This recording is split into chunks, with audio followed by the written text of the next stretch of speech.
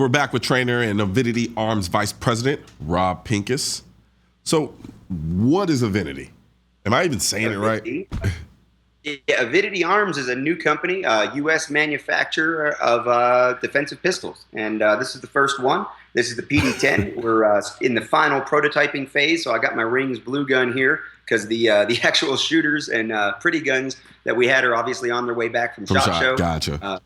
Yeah, one of the I've gotten quite an education in what it's like. I'm not a manufacturer. I'm like a napkin sketch guy. Like I don't even like graph paper and rulers, right? I don't even use shot timers, right? So the measurement thing, I'm kind of like somewhere between here and here. And Brad Thomas, our lead engineer, and some of the design people, they take those ideas I have and kind of give me, well, this or this, and 3D printing and lots of modeling and graphics and pictures. And Media Day this year was the first year we actually got a bunch of people to shoot the gun, which was cool. We've got all our parts being manufactured now. Everything's 100% USA manufactured and then assembled. Right now we're assembling all the guns down in Florida, down in my home state. And, just even something like dealing with the gray areas of a prototype 3D printed gun. And I'm in Colorado out here at the Western HQ, and the engineers got it, and can he ship it to me? Does it have to go to it? I mean, it's been crazy. Yeah. So when he said, you want to take one home from SHOT Show, I said, you know what, let's get them all shipped back to Florida, and I'll catch up with the guns in a couple weeks. I didn't think about the fact I wouldn't have one to show you, but I got my blue gun. The blue gun. The blue gun is all that matters.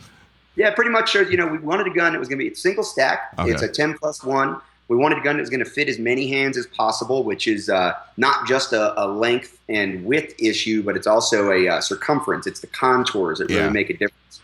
And so we set this gun up with a 10+1 capacity to fit a lot of hands, good shootability from a single stack gun, which I don't think you really get out of some of the smaller guns. I'm wearing an XDS 9mm right now. The XDS 4-inch is my carry gun. It doesn't shoot as well as this gun does because of that short grip, but it conceals better. Yeah. So it's a trade-off. This is what the market, I think, is missing right now. It's a modern striker-fired, reliable gun, low bore axis, 4-inch barrel, get some weight out in front of the hands, help manage recoil, but give us that full-size grip. Is it the gun everybody's looking for? No, but I think a lot of people are looking for this. People have talked about a single stack M&P or a single stack Glock for a long time. I have. And I've been hounding. We'll in 2017, and then we'll look at a chopped grip and probably developing a couple other things in the next couple years. So it's really exciting. It's a brand new direction for me, the manufacturing side, and getting more into the design side. It's been quite an education over the last couple of years, and I'm excited to see this gun get into people's hands. Awesome. So what made you decide that this was the time for you to kind of start developing your own gun? Like so many other things in my career, in my life, it's just been capitalizing on opportunities. Somebody says, hey, you want to be on a TV show? You say yes. Somebody says, you want to say yes.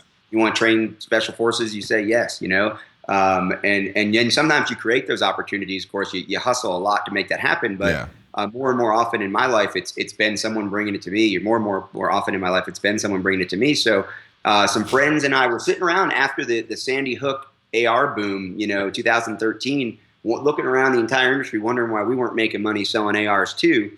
And that kind of started the conversation. What would it take to have a manufacturing company, and what would we do with it? We wouldn't just do another 1911 and another AR. And I'm real lucky to have some great friends in the industry that have the resources and had the mindset to say, yeah, let's put something together. So Mike Sedini over at Eagle, he's been really the primary driver. He's the president over of Avidity. And Eagle has such a great distribution arm. They've never represented a U.S. gun, but they had always thought about it. Maybe even start a company. Originally, the company was going to be Eagle Defense and be directly part of Eagle Imports. Yeah. And now we're acting as a separate division, looking to separate completely as Avidity Arms as soon as we get this first gun launched. And it's just been great. They have the connections to get the gun sold. And they've given me the freedom, working with Brad Thomas, the engineer, to literally go from concepts and just a couple ideas about what has worked and what hasn't, with thousands of people on the range for a couple decades watching hands and guns work together, to a shooting production model. And we've got a mold that approaches $100,000 we pump frames out of, and we've got the barrels being made and the stamped parts being made. And the only off-the-shelf piece that we're using is the 10-round 1911 magazine. So we're using Chip McCormick magazines. We wanted a platform that people were going to be able to get easily. It's one less engineering and design step for us. So you're going to be able to put any of the existing 9-rounders in there. They'll fit flush. And then the 10-rounders with the claw base plates, And like I said, we've had real good luck with the Chip McCormick, so that's what the gun's going to ship with. And it means you're going to be able to find extra magazines relatively easily. We're not going to have to worry about a supply chain on those items. Gotcha. Now, what have you learned was kind of the most difficult part of designing a gun? What was the hardest process? Well, aside from the fact that I'm bouncing all over this place and shipping prototypes, aside from the ATF rules, make it a little bit difficult sometimes. The hardest part for me really was understanding and having the patience for the timeline of, you have to get this decided on before you can go to that, as opposed to, let's get that guy working on the barrel and get that guy working on the slide stop and that guy working on the mag release. Because if you don't have something to go off of, 1,000th here and 1,000th there, those tolerances are getting whacked. So that the appreciation for the detail mindset that has to go in to that kind of thing. I don't know if you saw that movie with Ben Affleck, The Accountant, where he was a little bit to the quiet side of normal, but incredibly detail oriented. You have to have a little bit of that, and I'm definitely to the other side of normal, where I'm just ADHD all over the place. Kind of letting Brad guide me through that process, and Sedini's a big guy, so he just kind of sits down on me every once in a while and says, "Shush, let's get that done, and then we'll worry about the slide stop or whatever it's been." So it's a lesson in patience and a lesson in detail. And then I've been really gratified now that the gun's been in a lot of people's hands to get their feedback and have a lot of people say, yeah, you accomplished it. It may not be the gun for everybody, but we're accomplishing what we set out to accomplish. Yeah. So I have to ask, considering, you put your name and brand behind this firearm, talk to me a little bit about, I guess I don't want to say the fear, but I mean that's pretty ballsy. You've got to have a certain level of confidence and self-certainty in yourself to do something like that. And I think personally, it's kind of brave for people to step out and kind of create something, put it out on the market, and tell me what you think. Yeah, I appreciate that. It's definitely something. One of my favorite wines lately is from Law Estate out in Central California. It's called Audacious. And that was a word that came up out at SHOT Show. It's audacious, and I appreciate you saying that. It's not something. It's not the typical thing. What's a typical thing is I go to I work real closely with Springfield. I do a lot of stuff with Rob Latham and those guys over there. Like, I'm a big fan of the XD line. I carry the XDS. I'll carry the XDS till this thing gets proven for sure. It would have been relatively easy to do what other guys do in my position as a trainer and have the special edition.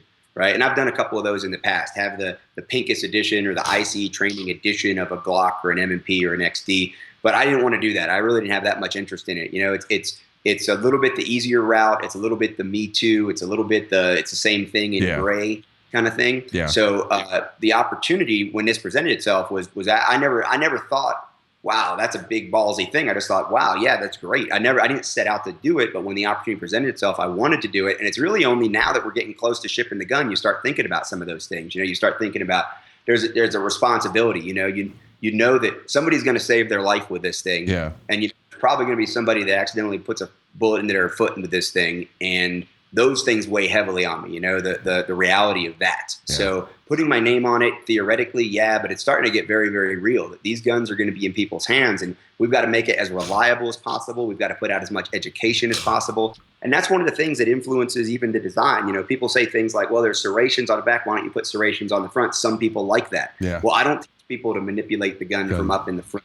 And I'm an educator first and foremost, so I'm not going to put slide serrations on there for a couple extra 100 sales a year just to humor somebody that's doing something that I don't believe in, right? So as an educator and as someone who takes the responsibility of putting my name and logo behind the gun, this gun is influenced first and foremost by defensive shooting instruction, and then secondarily by things like, market interest. So I say the gun has some of what you want, but it's got a lot of what I think you need too. And you can't stand up in front of a range full of, Navy SEALs or Green Berets or first-time gun owners and not have a certain amount of confidence that what you're saying is important and valid, and the humility at the end of the day to check yourself to make sure that what you put out was good and what you're going to put out tomorrow is better. And I think those things from the training side have definitely carried over to Avidity Arms. Absolutely. Well, thank you very much, Rob, for joining us. Don't make this your last time. And next time, man, hopefully. Appreciate everything you do. Obviously, you're a great voice for our community, and appreciate you giving me a chance to talk about Avidity and the upcoming Personal Defense Network training tour. Awesome. Thank you very much. Well, right now I'm a snotty nose voice, but but no, really appreciate it. When you come back on, you got to tell people a story about your daughter. We definitely got to talk will. about that. I will, man. She's awesome. Thank you. All right, man. You have a good one. All right, that's the first episode of Noir coming back from SHOT Show. We'll be live again tomorrow, so be sure not to miss it.